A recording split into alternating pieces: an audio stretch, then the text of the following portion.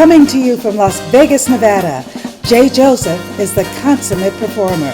Whether it be headlining in shows on the Las Vegas Strip, cruise ships around the world, or starring as Billy Flynn in a national tour of Chicago, Jay Joseph delivers.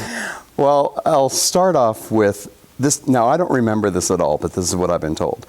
When I was 3 years old, living in Los Angeles, there was a place called POP out at the Santa Monica Pier.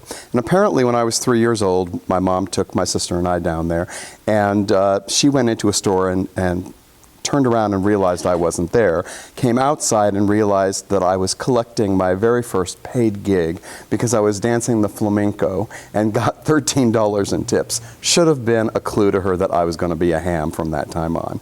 But I started off apparently as a dancer.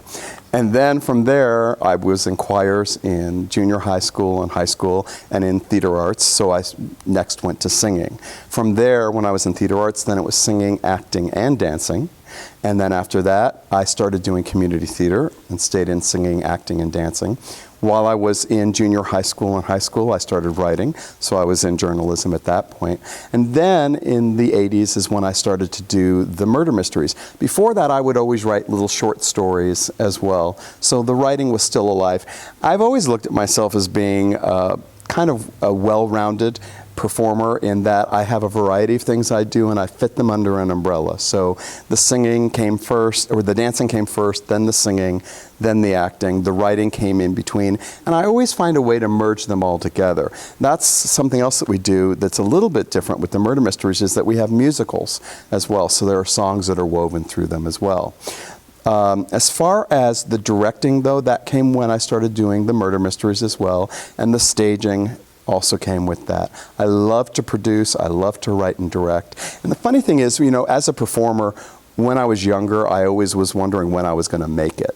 And I never really wanted to be a star. I just always wanted to do what I enjoyed doing. And I remember having a psychic reading once, and the woman told me, "You're going to be so much happier behind the scenes." And I was sitting there thinking, la, la, la, la, don't want to hear this.